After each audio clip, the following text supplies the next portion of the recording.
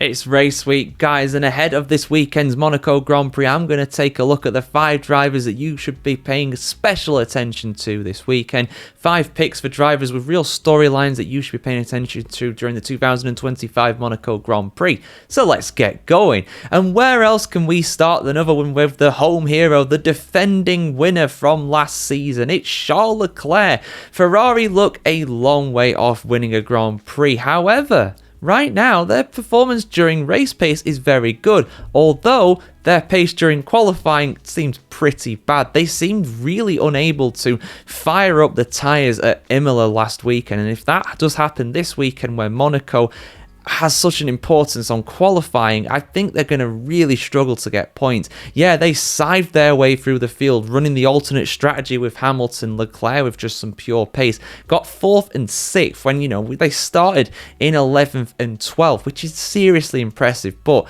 they're going to need a miracle around here, in my opinion. But if anybody can produce that, it's Charles Leclerc. Was it 2021 where he qualified on pole despite crashing out, of course, was unable to take the start of the race, but still managed to get pole position? He's had a lot of bad luck here over the years, has Charles Leclerc, but also has a lot of good memories from 12 months ago. So he's someone that I'm going to be keeping a close eye on. I think he's an outside shot for a podium, particularly if he pulls off another one-lap masterclass around the streets of his hometown. We'll have to see what happens. But let's talk about Franco Colapinto next. Now, there's been a lot of controversy around Colapinto, not for him himself, but a lot of controversy around his fans. I've got a separate video going over that. Alpine and the FIA have responded to these less than savoury comments from some of his fans, but we'll park that to one side. Let's talk about Colapinto, the driver himself, because he didn't have a great second debut in Formula 1. His first ever race for Alpine didn't really go to plan. He crashed out at the end of Q1. Now, he was looking pretty quick,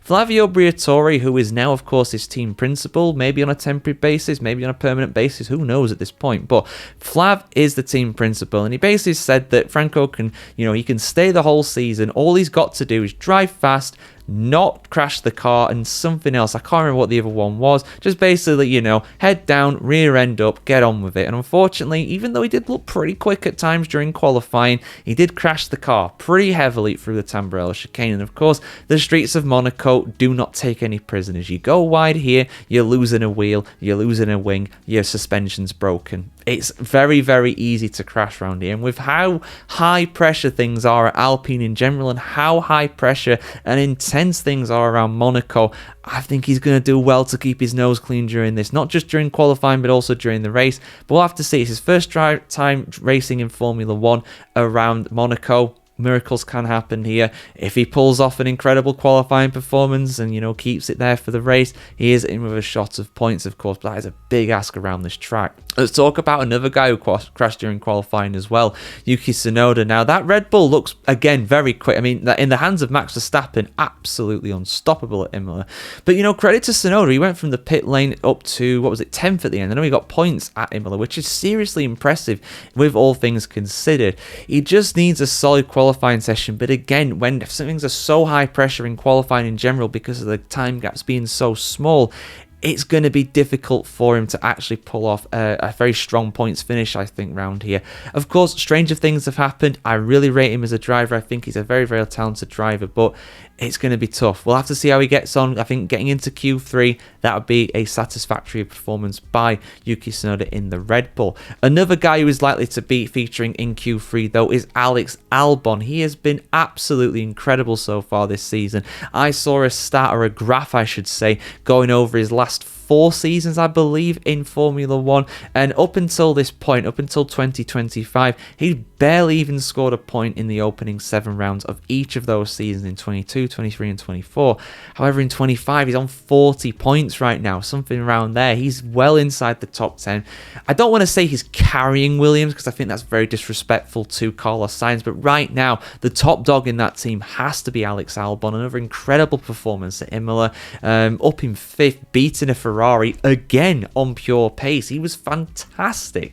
If he gets a good qualifying around Monaco, he is an outside shot for a top 5. I really do believe that. Carlos Sainz as well has had some brilliant results here over the years for Ferrari and McLaren. I'm sure he finished second here in 21 for Ferrari, something like that. He's come close to victory before, but yeah, we'll see what happens with him. I'm really looking forward to see how he gets on. And I'm also looking forward to seeing Oscar Piastri. Now, McLaren, believe it or not, have not won a Monaco Grand Prix since 2008.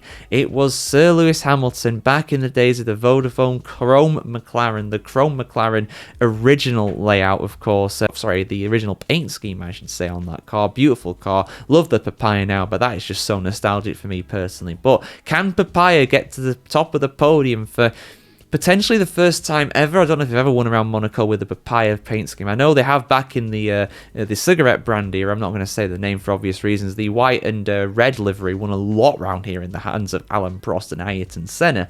But can Piastri do it? Well, if he gets pole position, he's got every chance. Even with an incredible Max Verstappen dive around the outside, I don't really see him pulling off something like that. There's just simply not the room around Sainte Devote to do something like that. So if he gets pole position, Piastri, I back him heavily for a victory. He'll be wounded a bit after Imola. Not only beaten by Max Verstappen all ends up, but also beaten by his teammate as well. That is going to irk him. He won 3 races before that in a row. I think he's going to get another victory this weekend. He's my personal pick for victory around the Principality, especially since Lando Norris just doesn't seem able to do it in qualifying, and we know how important qualifying is around Monaco. But yeah, those are the 5 drivers I've picked out to pay a special attention to this weekend, guys. What are your choices? Let us know in the comments below. Have a fantastic day wherever you are in the world today, guys, and we'll see you very soon for much more content in the build-up to the 2025 Monaco Grand Prix, just like this.